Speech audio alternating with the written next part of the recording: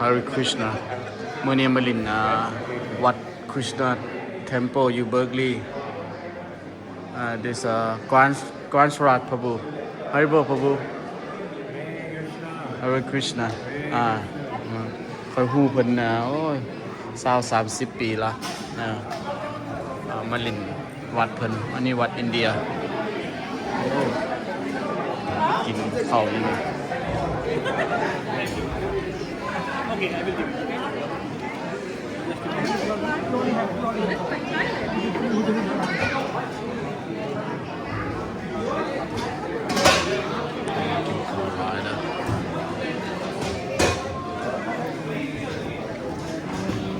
เขาจะให้กินฟรี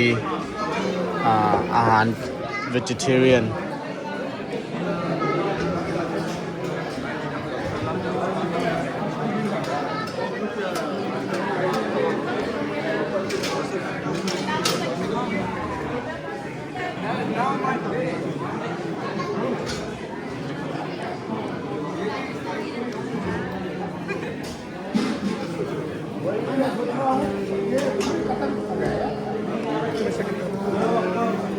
มากินข้าว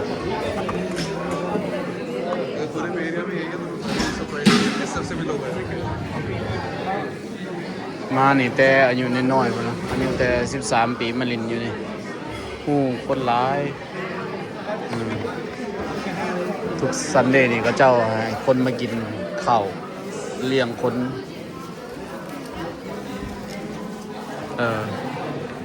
เลี้ยงคนอยู่ตลอดทุกซันเดย์บ่ให้ขาดไปกินกันแบบสบายๆไปเลย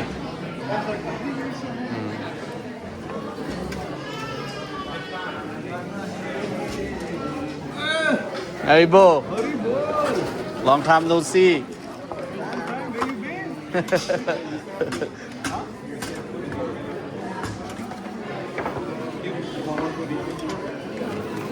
Thank you Bobo ข้าวอันนี้แกงกะหรี่เขา Yeah good Oh can I have that อันนี้ละของแซ่บอันนั้น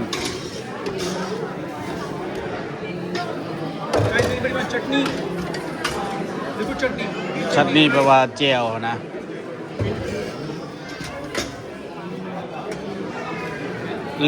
little bit Prabhu yeah thank you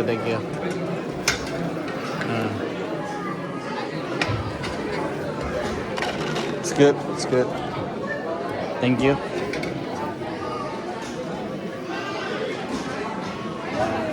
Haribo Prabhu how are you good Hare Krishna no only me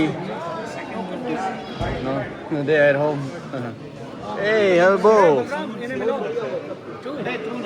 hey how you doing bro hey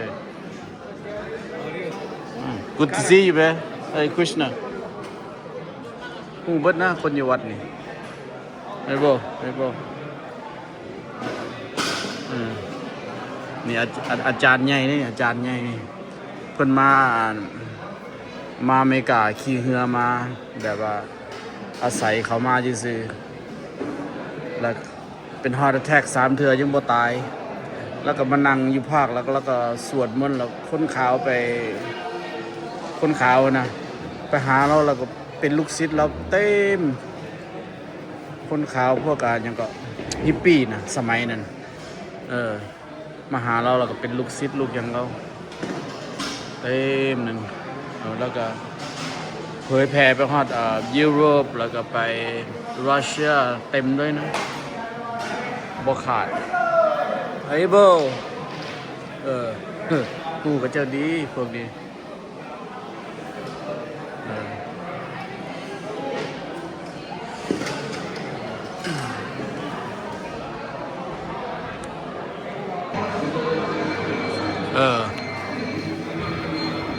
นาฬิกา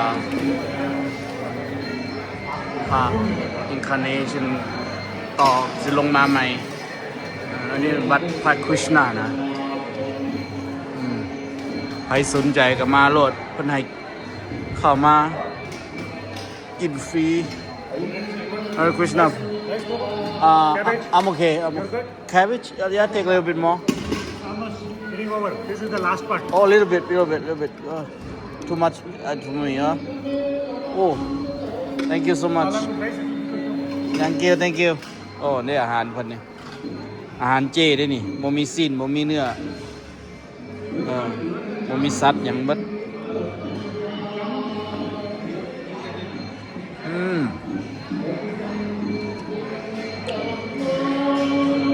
อันนั้นอาจารย์ใหญ่สวดมนต์ทุกคนมันเสียหลายปีแล้ว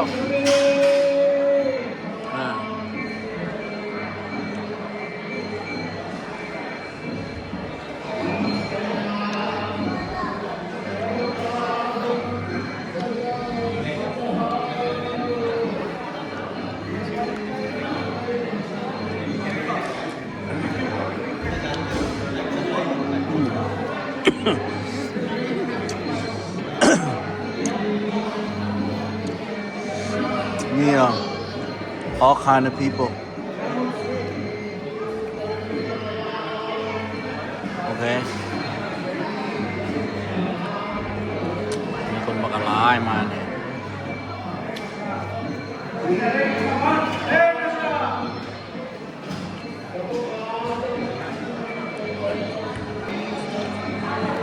อันนั้นนะ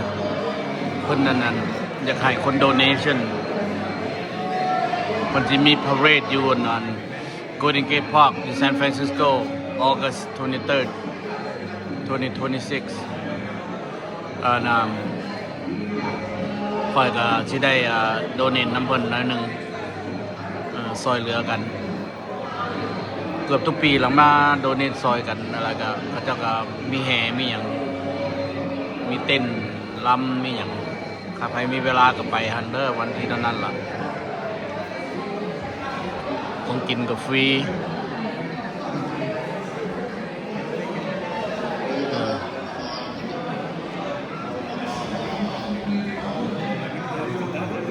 หน้าตาเป็นสิเลย vegetarian นะ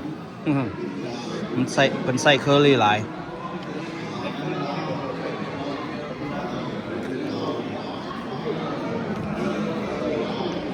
อันนี้เฮ็ดด้วยนมเลยนี่นมงัว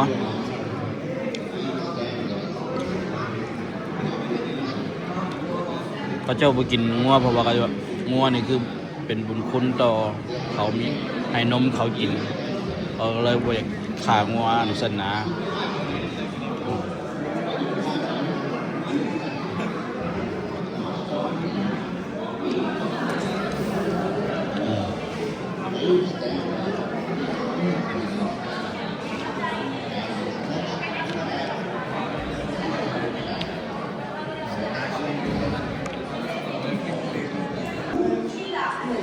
มันนี่ก็มาโดเนต$200ให้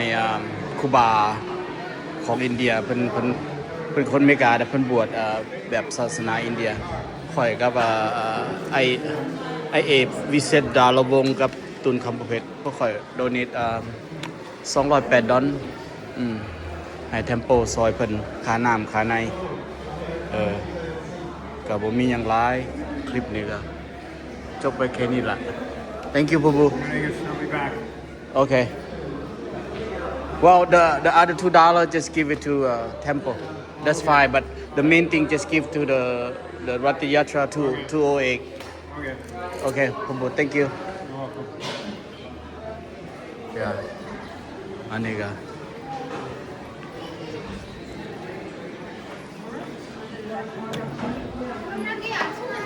আসছি আপনি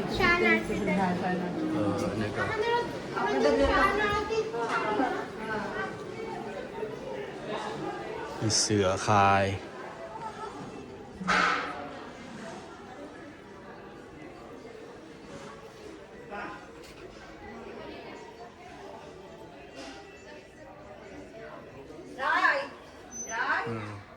ใครมาเบิ่งเข้ามาในคลิปนี้เบิ่งนี่ก็ขอให้มีโชคมีลาภขอให้ถึกเลขถึกเบอร์อยู่ดีมีแฮง โรคภัยไข้เจ็บบ่ให้มีพาคนิชอันนี้ก็หนุมานพลักพรามหนุมานเป็นคนเซอร์เวนส์เพิ่นเป็นผู้เสิร์ฟเพิ่นแต่พลักพรามมันมาก่อนพระคริชนะ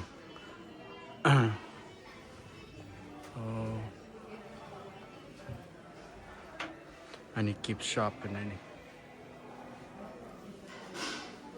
โอเคอันนี้คริชนาand บารามนะเป็นพระเจ้าแต่เพิ่นว่าองค์เดียวกันกับพระลักษณ์พระรามแต่ผู้นี้มาที่รุ่น2ว่าซั่นเด้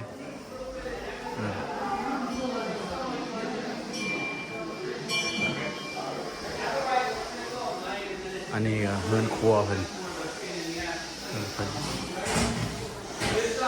นครัวเพิ่น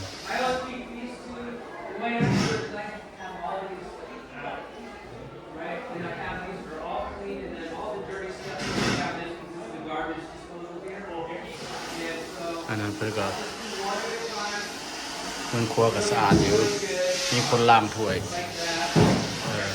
มันบ่สะอาด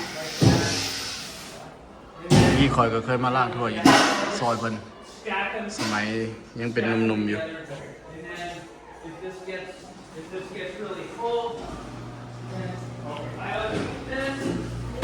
แต่สมัยนี้เราคือจะบ่ได้เฮ็ดเพราะว่าขี้ข้านในน้อยนึงมันก็ว่าอายุสูงเนี่ยเฮาก็บ่ได้ค่อยมา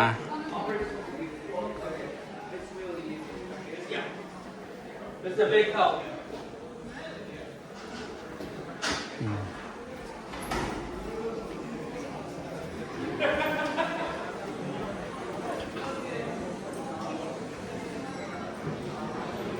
ปุ่มเพิ่นเลย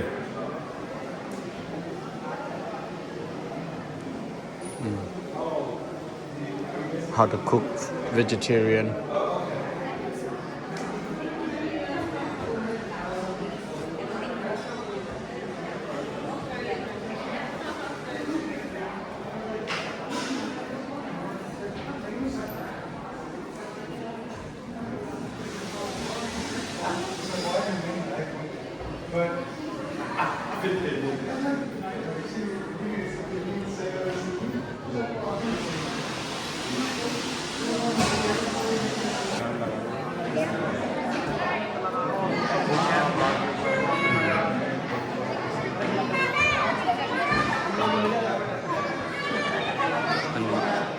พระพุทธรูปเป็นได้นะพระเจ้าบูชานี้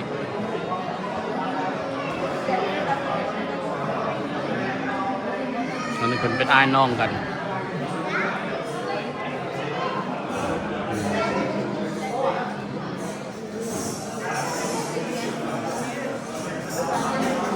คนมาถวายดอกไม้ดอกบางไม้ให้เพิ่นอันนี้คริชนาราดาเป็นผัวเมียกันก็เป็นพระเจ้า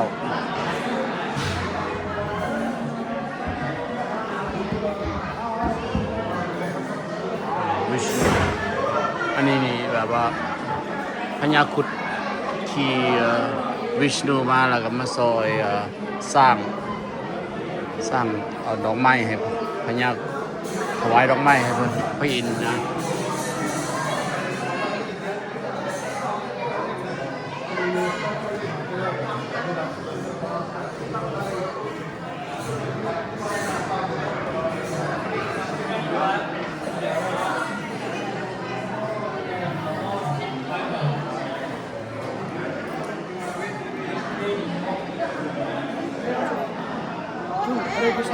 Hare Krishna Prabhu Hare Bol อันนั้นงมหัวให้โชคให้ลาภเอาก็ถึงงมคือกันThat's from what that one Prabhu Oh from Lord Jagannath Okay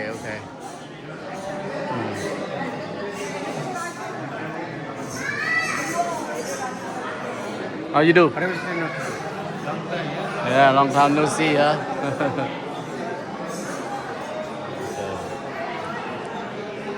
จารย์เนาะนั่นนี่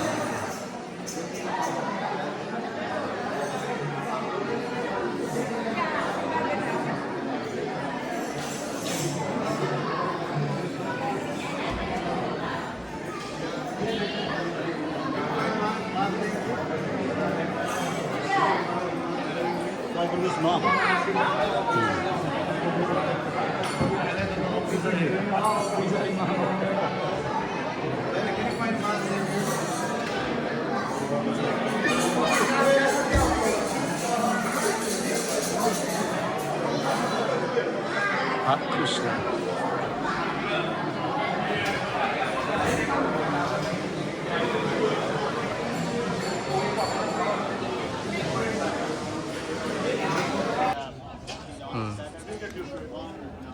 คลิปนี้ก็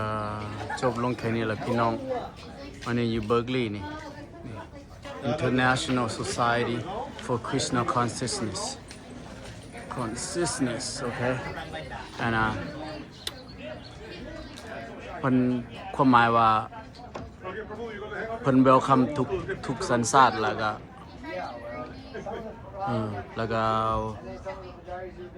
ทุกสัญชาติทุกคนมาเข้านํกันบ่มีปัญหาเพิ่นว่า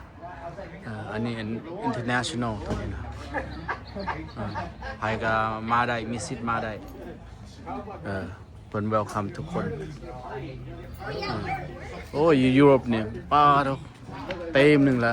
ศาสนานี่แล้วก็อยู่รัสเซียก็เต็ม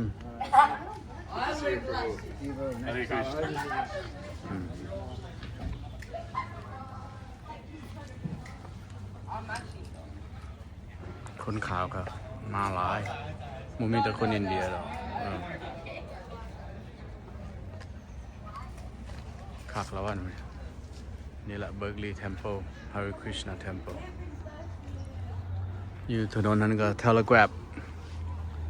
โอเคตัด Telegraph โอเคพี่น้องจบลงแค่นี้เด้อคลิปนี้ก็ได้คลิปเรื่องวัดนี่โอเคขอบใจหลายๆผู้ใดเข้ามาเบิ่งก็ขอให้โชคให้ลาภ You okay Prabhu You okay Good I just make a video